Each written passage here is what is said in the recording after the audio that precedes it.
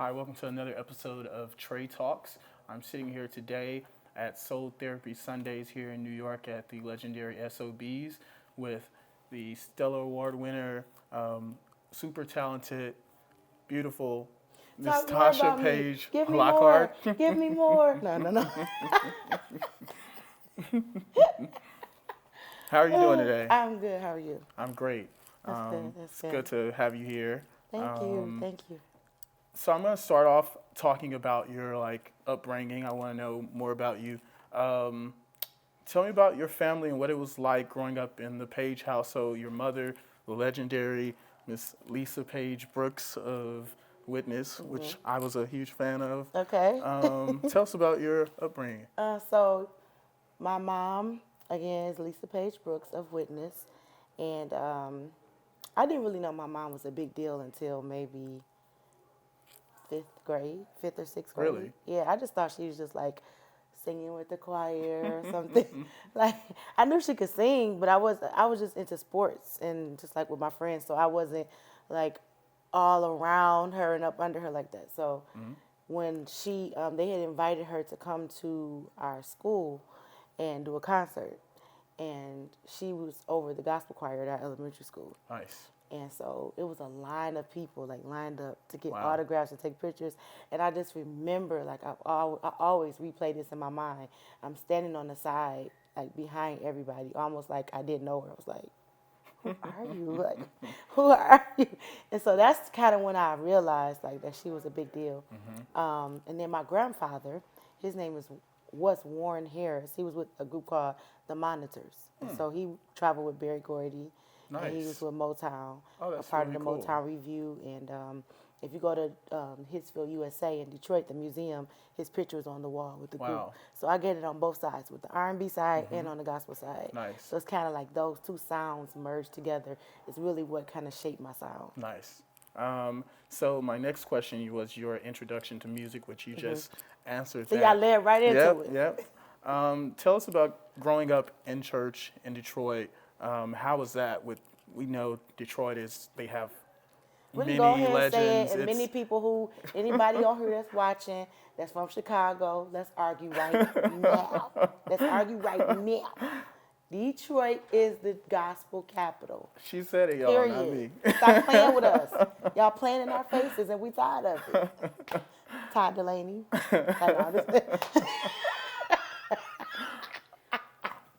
So what was it like growing up in church? You know, it was a great experience, and I feel like it was my training grounds.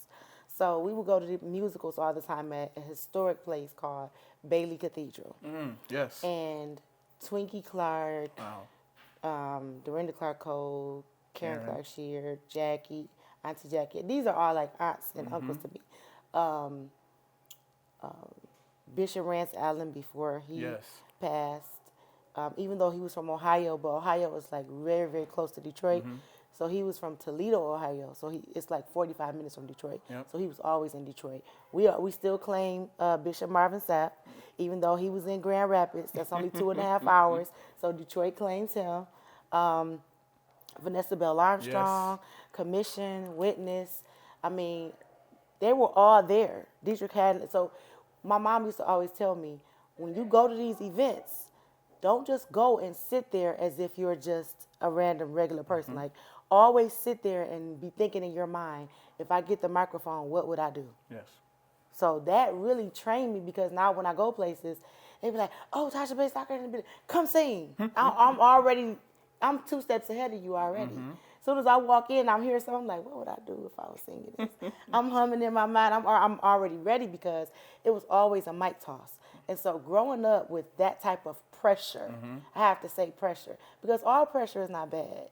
And so growing up under that type of pressure to be great. And wherever I go, if I say I'm from Detroit, they be like, oh, we know you. Before they even hear me sing anything, if I say I'm from Detroit, Michigan, they be like, oh, You we know already you know. can sing. Yep. And I be like, God, I thank you, because I can sing. But who if I didn't? So who were some of your favorite choirs or artists growing up? I basically just named a lot of them. But I'm about to tell you my top 5. Can I give my top 5? Go for it. this is not in any particular order. So, John Legend, Karen Clark-Sheard, my mom, Dietrich Haddon, and Marvin Winans. It's my top 5. That's a good top Period. 5. Period. So what age did you start singing? I started singing professionally at the age of 7 years old. Wow. So I was doing voiceovers and jingles for major corporations from the age of 7 to 14. So like, I'll give you one of them that a lot of people have heard that I did for Dodge Caravan. So, America's best-selling minivan, Dodge Caravan. If that was you? Mm-hmm. How old were you? I was maybe 10. Wow. 10 or 12 years old. That was me. And then I did The United Way, the best way to care. That was me. See, he just lit up because you remembered it. See? Wow.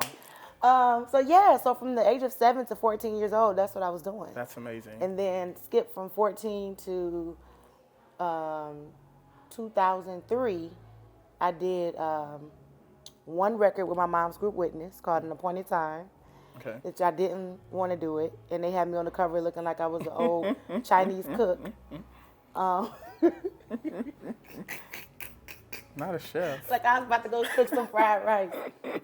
And then after that was 2003, and then I did Sunday Best in 2013. So that was 10 years ago. So whenever you see people that are very successful and have mastered what they do, they didn't just start it. Yeah. There's a whole journey. There's years and years and years of paying your dues, perfecting your craft, doing a lot of stuff for free. Yep. Just really sewing into yourself. So it's been a journey. It's been a great journey for me, and I feel like I'm still just getting started. That's amazing. You mentioned Sunday's Best. You were season 6 winner. Yes. You win the competition. You start working on your first album soon after. You release Here Right Now in 2014, which is recorded on Kirk Franklin's For Your Soul Records. What was it like working with Kirk Franklin and recording that first album? Working with Kirk, it was a great experience. I learned a lot about how to communicate the songs. Kirk, because he can't really sing that good. No, just We love Kirk. I love Kirk.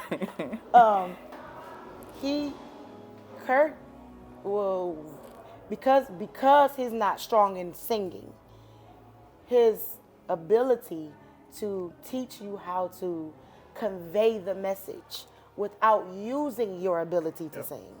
So it's not about all the riffs and runs and all of that kind of stuff. It's about making them believe you. He used to always say that when I was in the booth. Make me believe you. I know you can do all that stuff, but make me believe what you're saying. I want to believe the words. I want to believe the message. So bring me in, pull me in. So that's one of the things I can say that I learned from him, and it was a great experience working with him. Nice. But I have to say this though, because you did mention Sunday Best, but I do hold the record for the most votes of any winner of Sunday Best. I got to talk my talk a little bit, okay? Because God did his big one when he did that. I was an alternate. I wasn't even supposed to be on the show. Wow. So my original number was 4,113 when I auditioned. They narrowed it down to the top 100.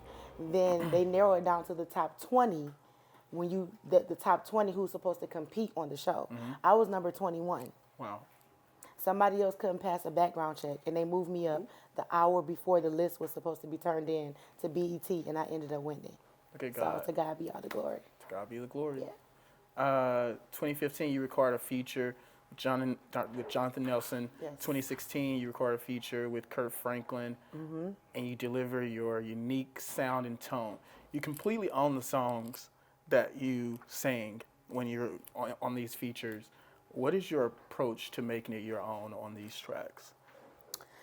I try to stay true to whoever's song it is, like their vision for the song, but I just have to make it my own. So you brought me on it because you respect what I do. And so I just give what I can. I make it, I try to be my best authentic self as when I express in my craft. And so that's just how I do it. And I like to have fun and enjoy myself while I sing. So awesome. Yeah. Love the song you did with Jeffrey Coden, by the way. Thank you. Thank you. 2017, you deliver another beautiful body of work entitled the Beautiful Project. What was it like putting that album together? That was special, even though I don't feel like it got the attention that it was supposed to, because a lot of times the consumer doesn't understand the behind the scenes stuff. So when I did the Beautiful Project, it was the label that I was on at the time, RCA Inspiration. Well, it was a joint venture with For Your Soul and RCA. And so because RCA, the parent company RCA, they're R&B, they're not gospel, but they had a gospel division, which was RCA Inspiration. And they were in the middle of a personnel change at the time. Okay. So because they were in the middle of a personnel change, and I was not one of the top tier artists that was on that label, then that record kind of got pushed to the side, and it didn't get the attention that it was supposed to get. It happens. Yeah. Happens. You know what I'm saying? It happens. But I still ended up winning Contemporary Vocalist of the Year at the Stellar. So something good came out of it. Definitely. Came out of it. And every time when I go sing those songs places, people are blessed. And so I don't count it as a loss. But I'll probably revisit some of that material, because that was one of the records that I got a chance to write and produce. So I'll definitely revisit some of those songs. Nice. Let's talk about you as a person. What is the life of Tasha Page Lockhart like? What do you do? Do you enjoy like doing in your free time? Talking. I love to communicate. I love to talk. I love to laugh. I love to shoot pool. So anybody out there that want to shoot, hit me up. Oh, you're good at pool? Oh yeah. I love to shoot pool. I used to play basketball. I don't play anymore, but I do talk trash. So the trash talking is coming because the season is starting. And so, but yeah, sports, music, family, just having a good time, and always like cultivating different conversations. I believe all of the songs are in the conversations.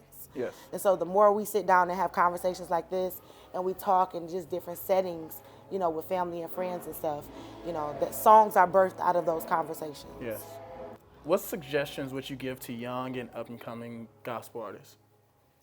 Young and up-and-coming gospel artists, put out a lot of content and put a lot of thought into it. Like, be yourselves, put out a lot of content.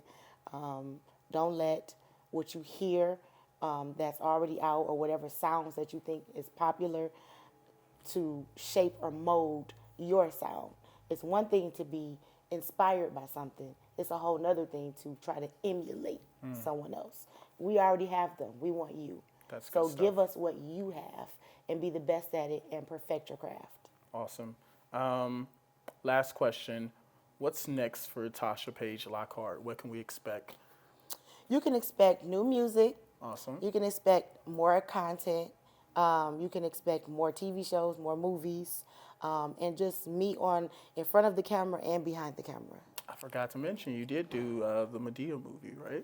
I did Medea on the Run. We did the Christmas movie last year, Kirk Franklin's Night Before Christmas. And then we just, We TV's Grown in Gospel, the reality show, came out this year. Nice. So yeah, it's a lot. It's a lot. It's a lot. Alrighty, thank you for having this conversation with me. Thank you. And until next time.